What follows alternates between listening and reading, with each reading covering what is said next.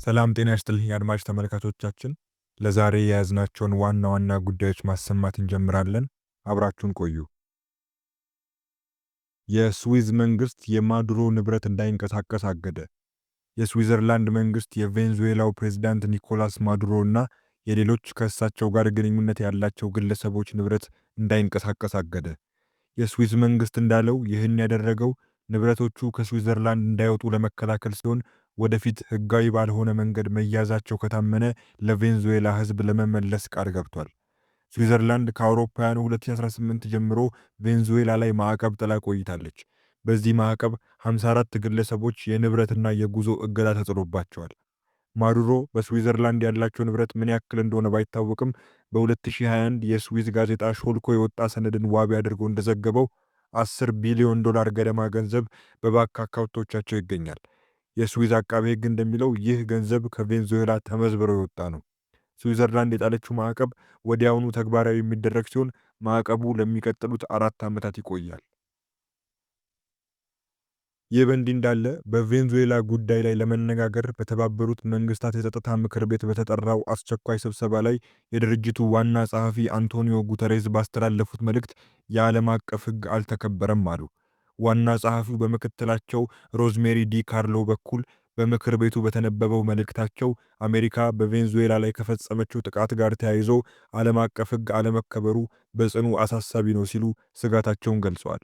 ጉተሬዝ የአሜሪካን እርምጃ ተከትሎ በቬንዙዌላ ውስጥ ሊከሰት የሚችለው አለመረጋጋት እንዲሁም በአካባቢው የሚያስከትለው ተጽዕኖ በጣሙን እንዳሳሰባቸው አመልክተዋል። በተጨማሪም የአሜሪካ እርምጃ በዓለም ሀገራት መካከል ወደፊት በሚኖረው ግንኙነት ውስጥ አሉታዊ ምሳሌ በመሆን ስጋት እንደሚደቅን ገልጸዋል። በኒውዮርክ ደቡባዊ ቀጠና ፍርድ ቤት የቀረቡት የቬንዙዌላው ፕሬዝዳንት ኒኮላስ ማዱሮ የቀረበባቸው ክስ አስተባበሉ። አብረዋቸው ከቬንዙዌላ ተይዘው ወደ አሜሪካ የተወሰዱት ባለቤታቸውም ለቀረቡባቸው ክሶች ጥፋተኛ አለመሆናቸውን የሚገልጽ ምላሽ ሰጥተዋል። ማዱሮ በእጽ ሽብርተኝነት ሴራና በጦር መሳሪያ እንዲሁም ሌሎች አጥፊዎች መሳሪያዎች ክስ የቀረቡባቸው ሲሆን በአራቱም ክሶች ጥፋተኛ አይደለሁም ሲሉ አስተባብለዋል። የእስር ቤት ልብስ አድርገው እግራቸው በካቴና ታስሮ ፍርድ ቤት የቀረቡት ማዱሮና ሚስታቸው የቀረቡባቸውን ክሶች ለመስማት ነው ፍርድ ቤት የተገኙት። ማዱሮ ለኒውዮርክ ፍርድ ቤት አሁንም የቬንዙዌላ መሪ መሆናቸውን መናገራቸውን የአሜሪካ መገናኛ ብዙሃን ዘግበዋል። የማዱሮ ጠበቃ ከዚህ ቀደም መረጃ አሽሏኪው የዊኪሊክስ መስራች ጁሊያን አሳንጅን ወክለው የተከራከሩት ባሪ ጆዌል ፖላክ መሆናቸውን የፍርድ ቤት ሰነዶች አሳይተዋል። ወደ ፍርድ ቤቱ ካሜራ እንዲገባ ባይፈቀድም የቢቢሲን ጨምሮ የሌሎች መገናኛ ብዙሃን ጋዜጠኞች የሰበሰቡትን መረጃ እንዲልኩ ተፈቅዶላቸዋል። 24 ገጾች ያሉት የማዱሮ ክስ በእጽና በጦር መሳሪያ ሴራዎች ላይ ያጠነጥናል። ጉዳዩን የሚከታተሉት የ92 ዓመቱ ዳኛ አልቪን ሄለርስታይን ናቸው። ፍርድ ቤቱ ቀጣይ ቀጠሮ ለመጋቢት 8 2018 ሰጥቶ የዛሬውን የችሎት ውሎም አጠናቋል። ሰማያዊና ብርቱካናማ ቀለም ያለው ካናቴራ እንዲሁም ካኪ ሱሪ ለብሰው ፍርድ ቤት የተገኙት ጥንዶቹ አስተርጓሚያቸውን ለመስማት እንዲያስችላቸው የጆሮ ማዳመጫ አድርገዋል። ጠበቃቸው መካከላቸው ተቀምጧል። ማዱሮ በቢጫ ማስታወሻ ደብተር ላይ የሚሰሙትና የሚያዩትን በአንክሮ ይጽፋሉ። ችሎቱ ሲጠናቀቅ ደብተሩን ይዘው መሄድ ይፈቀድላቸው እንደሆን ዳኛውን ጠይቀው ተፈቅዶላቸዋል። ማዱሮ ወደ ችሎቱ ከዘለቁ በኋላ አዳራሹን ለሞላው ታዳሚ ሰላምታ ሰጥተዋል። ፊታቸው ላይ ምንም አይነት ስሜት ማንበብ አይቻልም። እርጋታ ተላብሰዋል። ችሎቱ ሲጠናቀቅ ከታዳሚዎች መካከል አንዱ ብድግ ብሎ ለወንጀልህ ዋጋ ትከፍላለህ ብሎ ሲጮህ እንኳ በእርጋታ ነው የተመለከቱት። እኔ ፕሬዝዳንት ነኝ፣ የጦር እስረኛ ነኝ ሲሉ በስፓኒሽ ለግለሰቡ ምላሽ ሰጡ። እንባ የተናነቀው ግለሰብ ከእስር ቤቱ እንዲወጣ ተደረገ። ዘገባው የቢቢሲ ነው። ከዚሁ ጉዳይ ጋር በተያያዘ አንድ የአሜሪካ ከፍተኛ ባለስልጣን በቬንዙዌላ የነዳጅ ጉዳይ ላይ ከአሜሪካ ኩባንያዎች ጋር ንግግር እየተካሄደ መሆኑን ለቱርክ የዜና ወኪል አናዶሉ ተናገሩ። የአሜሪካ መንግስትን በመወከል የውጭ ጉዳይ ሚኒስትሩ ማርኮ ሩቢዮ እና የኢነርጂ ሚኒስትሩ ክሪስ ራይት ውይይቱን እየመሩት መሆናቸውን የገለጹት ስማቸው እንዲጠቀስ ያልፈቀዱት ባለስልጣን ነገር ግን የትኞቹ ኩባንያዎች ተሳታፊ እንደሆኑ ከመናገር ተቆጥበዋል። ፕሬዝዳንት ትራምፕ በቬንዙዌላ ውስጥ ስላሉት አዳዲስ የኢንቨስትመንት እድሎች ከአሜሪካ የነዳጅ ኩባንያዎች ጋር ለመነጋገር እንደሚፈልጉ ገልጸዋል በማለት የዋይት ሃውስ ቃል አቀባይ ካሮላይን ሌቪት ለዜና ወኪሉ ተናግረዋል። የቬንዙዌላው ፕሬዝዳንት ኒኮላስ ማዱሮ በቁጥጥር ስር መዋላቸውን ተከትሎ ፕሬዝዳንት ትራምፕ በሰጡት ጋዜጣዊ መግለጫ ላይ ሽግግር እስኪካሄድ ድረስ አሜሪካ አገሪቱን እንደምትመራና የነዳጅ ተቋማቷን በመጠገን ስራቸውን እንደሚያስቀጥሉ ገልጸዋል። በዓለም ላይ የትም ቦታ ላይ የሌሉ የአሜሪካ ግዙፍ ነዳጅ አምራች ኩባንያዎች ወደ ቬንዙዌላ ገብተው በቢሊዮኖች የሚቆጠር ዶላር በማውጣት በከፍተኛ ደረጃ የተበላሹትን የአገሪቱን የነዳጅ መሠረተ ልማቶች ይጠግናሉም ብለዋል ፕሬዝዳንቱ። ይህ በእንዲህ እንዳለ የመንግስታቱ ድርጅት የሰብአዊ መብቶች ከፍተኛ ኮሚሽን አሜሪካ ቬንዙዌላ ውስጥ የፈጸመችው ጥቃት የዓለም አቀፍ ሕግ መርሆችን የሚጥስ ነው አለ። የኮሚሽኑ ቃል አቀባይ ራቪና ሻምዳሳኒ ጄኔቫ ውስጥ ለጋዜጠኞች ሲናገሩ በማንኛውም አገር የግዛት አንድነት ወይም ፖለቲካዊ ነጻነት ላይ ኃይል መጠቀምም ሆነ ማስፈራራት አይገባም ብለዋል።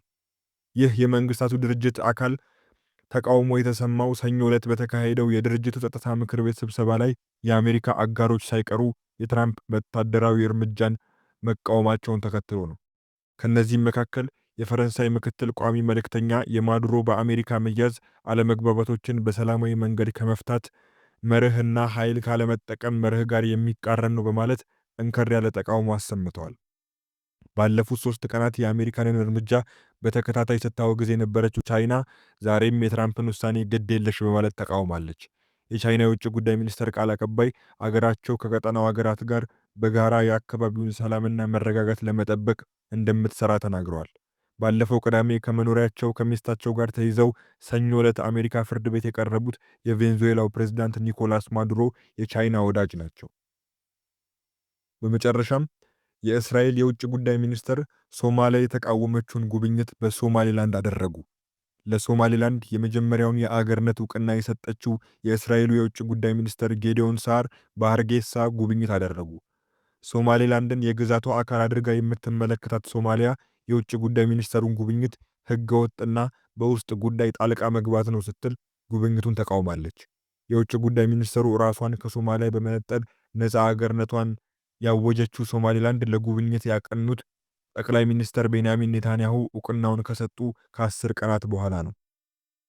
ጌዲዮን ሳር በሃርጌሳ ባደረጉት ጉብኝት ከሶማሊላንድ ፕሬዝዳንት አብዱርሃማን መሐመድ አብዱላሂና ከሌሎች ከፍተኛ ባለስልጣናት ጋር ውይይት ያደርጋሉ የተባለ ሲሆን እስካሁን በይፋ የተነገረ ነገር የለም። ሮይተርስ የዜና ወኪል ያናገራቸው ምንጭ የውጭ ጉዳይ ሚኒስተሩ በሶማሊላንድ ጉብኝት ማድረጋቸውን አረጋግጠው ዝርዝር ከመስጠት ተቆጥበዋል። ከጉብኝቱ በኋላ የውጭ ጉዳይ ሚኒስትር ጌዲዮን በኤክስ ገጻቸው ላይ ጉብኝታቸውን የሚገልጹ ፎቶግራፎች አጋርተው ከፕሬዝዳንቱ ጋር ውይይት ማድረጋቸውን ገልጸዋል። በተጨማሪም እስራኤል ለማን ዕውቅና እንደምትሰጥና ከየትኛው መንግስት ጋር ግንኙነት እንደሚኖራት የምትወስነው ራሷ ብቻ ናት በማለት ለሶማሊላንድ ለሰጠችው ዕውቅና ያላትን አቋም አሳውቀዋል። በቀጣይም የሶማሊላንድ ፕሬዝዳንት አብዱርሃማን ሞሐመድ በእስራኤል ጉብኝት እንዲያደርጉ የቀረበላቸውን ግብዣም እንደተቀበሉ ገልጸዋል። የሶማሊላንድ የውጭ ጉዳይ ሚኒስተርም በጉብኝቱ ወቅት በውጭ ጉዳይ ሚኒስተሩና በሶማሊላንድ ባለስልጣናት መካከል በተለያዩ ጉዳዮች ላይ ውይይት መደረጉንና ግንኙነታቸውን ለማጠናከር ቁርጠኛ መሆናቸውን መገለጹን አመላክቷል። ይህ በእንዲህ እንዳለ የእስራኤሉ የውጭ ጉዳይ ሚኒስተሩን ጉብኝት ሕገወጥ በማለት ሶማሊያ ተቃውማ መግለጫ አውጥታለች። የሶማሊያ የውጭ ጉዳይ ሚኒስተር ባወጣው መግለጫ የሚኒስትሩን ጉዞ የሶማሊያን የግዛት ሉዓላዊነትና አንድነትን የሚጥስ ነው በማለት በተባበሩት መንግስታት አባል ሀገር የውስጥ ጉዳይ ጣልቃ መግባት ነው ሲል ጉብኝቱን ተቃውሟል። የውጭ ጉዳይ ሚኒስተር ጌዲዮን ጉብኝት የተደረገው ከሳምንት በፊት እስራኤል ለሶማሊላንድ ዕውቅና ሰጥታ ተቃውሞና ውዝግብ ከተከሰተ በኋላ ነው። የእስራኤልን ውሳኔ ሶማሊያና የተለያዩ ሀገራት እንዲሁም ድርጅቶች ተቃውሞታል።